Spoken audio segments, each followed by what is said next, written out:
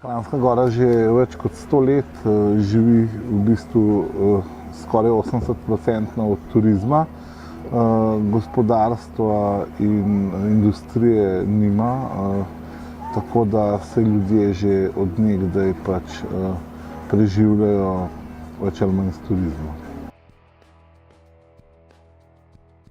Seveda, Kranjska Gora nudi široko paleto možnosti za preživljanje, za življenje in ljudem z inovativnimi, novimi idejami vsekakor v Kranjski Gori ne bo težko preživeti. Jaz verjamem, da vsak, ki si želi delati v turizmu in ki ima energijo, da v Kranjski Gori z lahkoto preživi in živi dostojno življenje.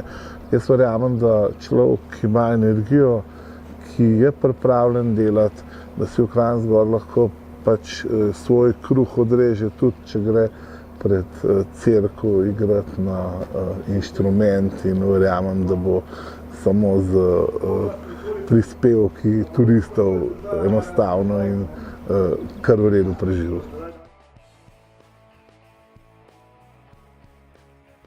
Ja, itak, Kekec je pa vsekakor najbolj prepoznavna kranjskogorska figura. Imamo ga že kar skoraj 100 let za našega heroja, simbol.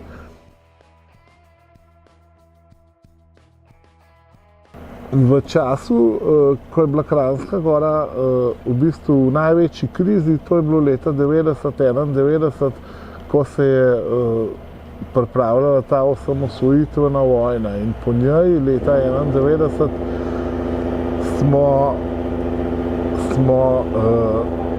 z ženo in še parimi prijatelji prišli na idejo, kako v Kranjsko Goro pritegniti dodatne ljudi, dodatne turiste, in z to Kekčevo deželo nam je to kar v polni meri uspelo.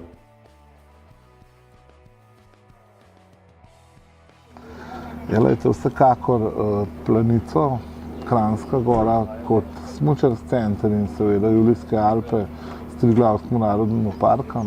Mislim, da so te tri zaščitne znamke tudi že v bistvu širom naših meja priznane.